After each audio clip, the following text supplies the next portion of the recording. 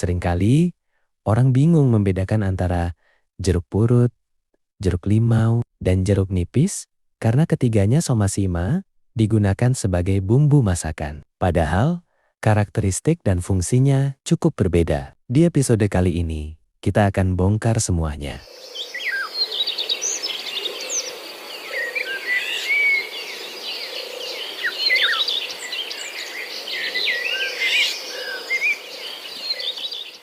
Halo Sobat Mini Kebon dimanapun kalian berada. Selamat datang kembali di WDBB Channel. Bareng saya Mr. Markus yang siap nemenin kalian ngulik dunia hijau yang seru banget. Di episode kali ini, kita mau bahas sesuatu yang sering bikin bingung, tapi penting banget di dapur kita. Yaps, kita bakal bongkar tuntas perbedaan antara trio jeruk bumbu. Jeruk purut, jeruk limau, dan jeruk nipis. Biar kalian nggak salah pilih lagi pas mau bikin sambal pedas, gulai wangi, atau bahkan minuman segar.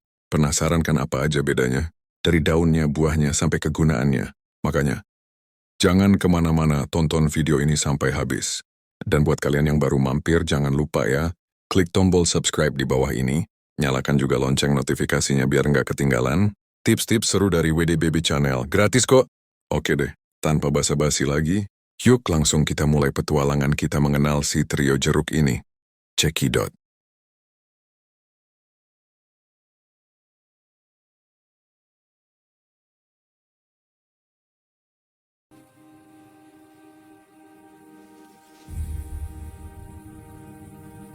Si kecil yang aromanya nendang banget ini bukan sekadar hiasan ya. Penasaran kenapa daun ini penting banget dan gimana cara treat daun ini biar hasilnya maksimal? Langsung aja kita bahas. Si angka 8 yang penuh rahasia. Kalian sadar nggak sih? Bentuk daun jeruk purut itu unik banget. Beda sama daun jeruk nipis atau daun salam. Double leaf, bentuknya kayak dua daun yang nyambung. Mirip angka 8. Atau jam pasir. Kalau kalian nemu yang bentuknya cuma satu helai, fix itu bukan jeruk purut asli. Warna high gloss. Daun yang bagus itu, yang warnanya hijau, tua banget, dan kelihatan mengkilap. Itu tandanya, kandungan minyak atsirinya lagi tinggi-tingginya guys. Pro tips, masak ala chef. Nah, ini nih yang sering salah kaprah. Jangan asal cemplungin ya, operasi tulang daun. Please, ini penting banget. Sebelum dimasak, lipat daunnya terus tarik tulang tengahnya. Kenapa? Karena tulang daun ini yang bikin masakan kalian jadi pahit. Kita mau aromanya, bukan pahitnya. Irisan rambut. Buat kalian yang mau bikin rempeyek atau sambal mata, iris daun selembut mungkin kayak helai rambut. Teknik ini bakal bikin aromanya meledak di setiap gigitan, tanpa bikin mulut keganggu. Tekstur daun yang kasar. Teknik remas di bruising. Kalau buat soto atau gulai, remas dulu daunnya sampai agak robek, baru cemplungin. Ini rahasia, biar minyak aromatiknya langsung keluar begitu kena kuah panas. Bukan cuma buat masak, life hacks. Dengerin ya, daun ini tuh multifunctional banget. Relaksasi, low budget, lagi stres ngerjain tugas, sobek satu lembar daun jeruk purut, hirup aromanya dalam-dalam. Efek citronelnya itu beneran bikin otak jadi lebih kalem. Babai bau mulut kalau habis makan petai atau jengkol. Coba deh, kunyah dikit daun jeruk purut, tulang daun dibuang ya. Sifat antibakterinya ampuh banget buat nyegerin nafas secara instan. Rahasia simpan biar awet setahun. Gue sering banget dapat pertanyaan, gimana sih biar gak gampang kering atau busuk? The freezer hack. Ini the best way sih. Cuci bersih, keringkan, pakai tisu, masukin ke wadah kedap udara atau plastik klip, terus lempar ke freezer. Dia bakal bertahan sampai 6 bulan lebih dan aromanya tetap fresh pas dikeluarin. Trust me, it works. Kesimpulan, daun jeruk purut itu investasi rasa. Kecil barangnya, gede manfaatnya. Gimana Sobat Mini Kebon? Sekarang udah lebih kenal kan sama si hijau satu ini? Kita lanjut pembahasan kita. Woki, Sobat Mini Kebon, lanjut lagi. Kita, buat kalian yang hobi masak, pasti ngerasa kan kalau beli daun jeruk purut di pasar itu kadang suka dapet yang layu atau malah stoknya lagi kosong. Nah, daripada pusing, mending kita tanam sendiri aja di rumah. Nggak butuh lahan luas kok. Pakai pot di balkon atau teras aja udah bisa panen tiap hari. Penasaran gimana caranya biar pohonnya rimbun dan gak gampang mati? Check this out. Pertama, pilih bibit. Jangan sampai salah start. Ada 2 jalan ninja buat dapat bibit. Jalur sabar, biji, murah, meriah. Tapi tumbuhnya lama banget. Bisa bertahan-tahan, baru rimbun. Jalur pro cangkok atau okulasi. Gue saranin, pilih yang ini. Pohonnya lebih cepat rimbun. Bentuknya pendek cakep buat hiasan teras. Dan kualitas daunnya udah pasti juara kayak induknya. Kedua, media tanam.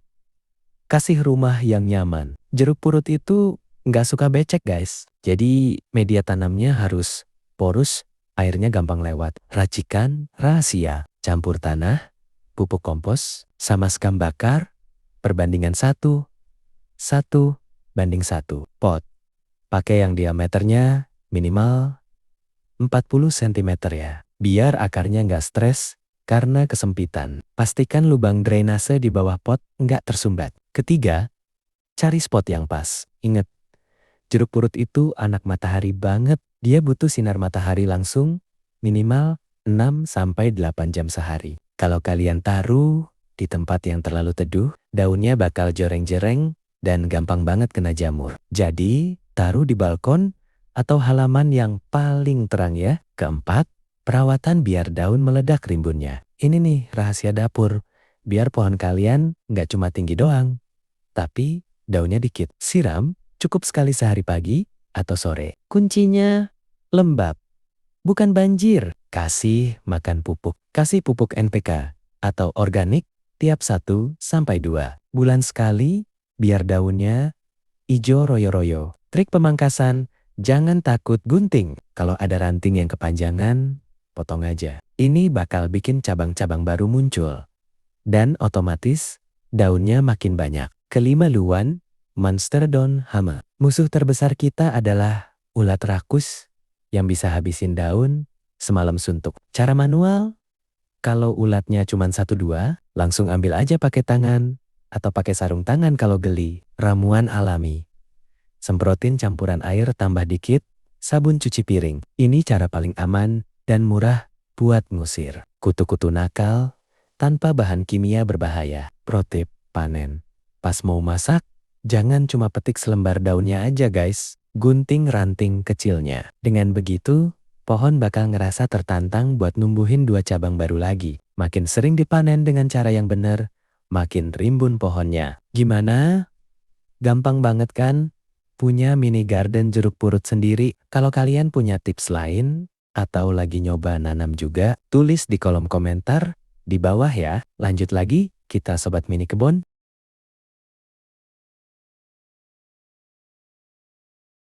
Gimana sobat mini kebun? Udah paham cara masak dan cara tanamnya? Sekarang kurang lengkap kalau kita nggak bahas sejarah dan silsilah si hijau legendaris ini. Pernah kepikiran gak sih dari mana asalnya dan kenapa namanya Hystrix? Yuk kita bedah origin story dari daun jeruk purut. Check this out. Pertama, pribumi asli Asia Tenggara. Jangan salah, jeruk purut itu bukan tanaman impor guys. Dia adalah tanaman endemik alias asli dari tanah kita sendiri, Asia Tenggara. Para ahli botani setuju kalau pusat keragaman genetiknya itu ada di wilayah kepulauan Indonesia, Malaysia, Thailand, dan Filipina. Jadi, kita harus bangga banget punya bumbu dapur yang udah mendunia ini. Kedua, kenapa namanya Hystrix? Spoiler, ada hubungan sama landak. Nama ilmiahnya itu keren banget,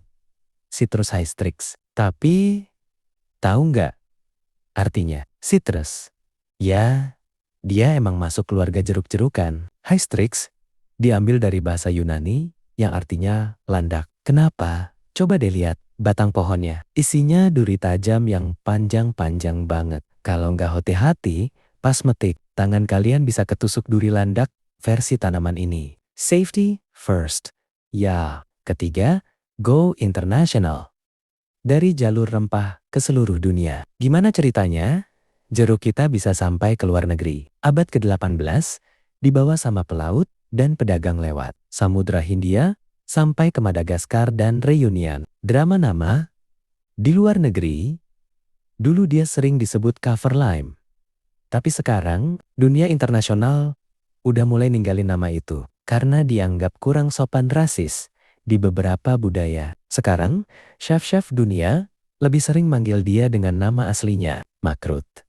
Lime. Keempat, evolusi jenius di balik daun angka 8. Kalian tahu nggak kenapa bentuk daunnya aneh kayak angka 8? Itu bukan gaya-gayaan, tapi strategi bertahan hidup. Fotosintesis maksimal, karena aslinya dia tumbuh di bawah naungan pohon hutan yang tinggi. Dia berevolusi, punya sayap lebar. Di daunnya, biar bisa nyerap cahaya matahari lebih banyak. Bodyguard, alami, aroma super tajam dari minyak atsirinya itu. Sebenarnya, adalah sistem pertahanan, biar serangga dan hama di hutan gak berani makan daunnya. Jenius banget kan? Kelima, lebih dari sekadar bumbu legasi budaya. Bagi orang Nusantara dan Thailand, jeruk purut itu nggak cuman buat nyambal atau bikin soto. Sejak zaman nenek moyang, daun ini dipakai buat ritual adat dan self-care. Air perasan dan aromanya dipercaya bisa bersihin energi negatif. Makanya sering dipakai buat mandi bunga dan sebagai antiseptik alami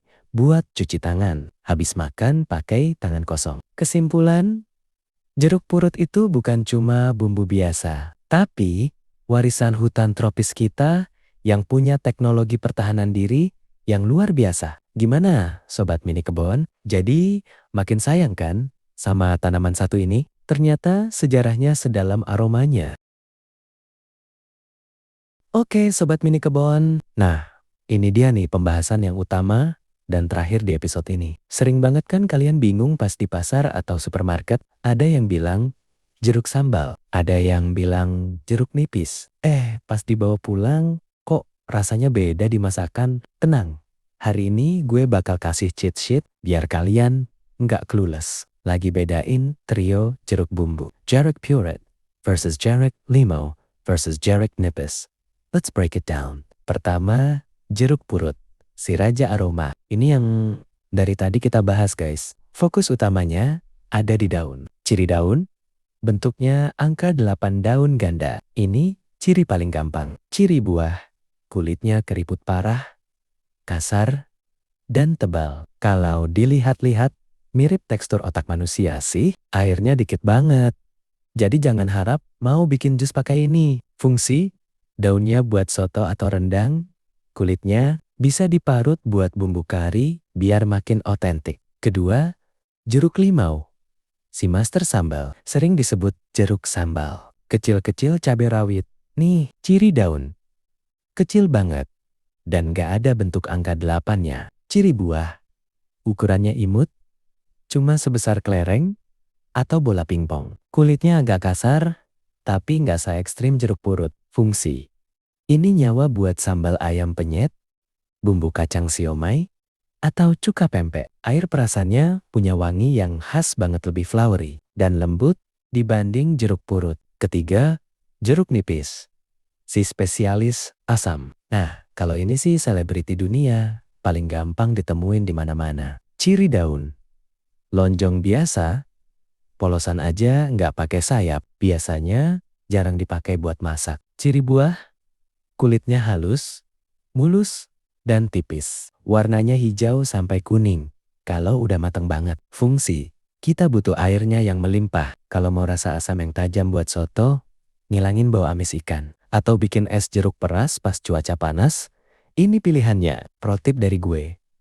Kalau kalian di pasar, ingat aja rumus ini. Jeruk purut itu yang mukanya paling keriput. Jeruk limau itu yang paling kecil. Dan jeruk nipis itu yang paling mulus. Gampang kan? Gimana? Sobat Mini Kebon, udah nggak bakal ketukar lagi dong pas disuruh emak beli jeruk ke pasar?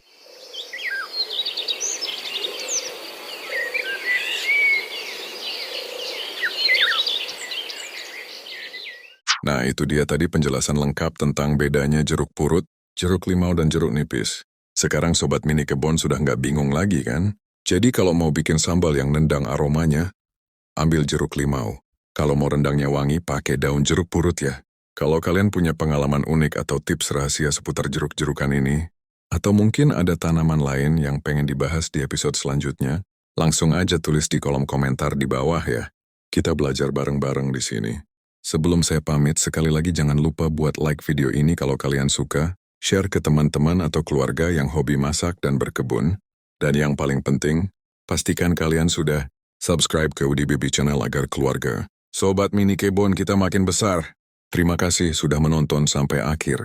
Tetap hijaukan rumahmu, tetap semangat berkebun, dan sampai jumpa di video berikutnya. Salam Sobat Mini Kebon.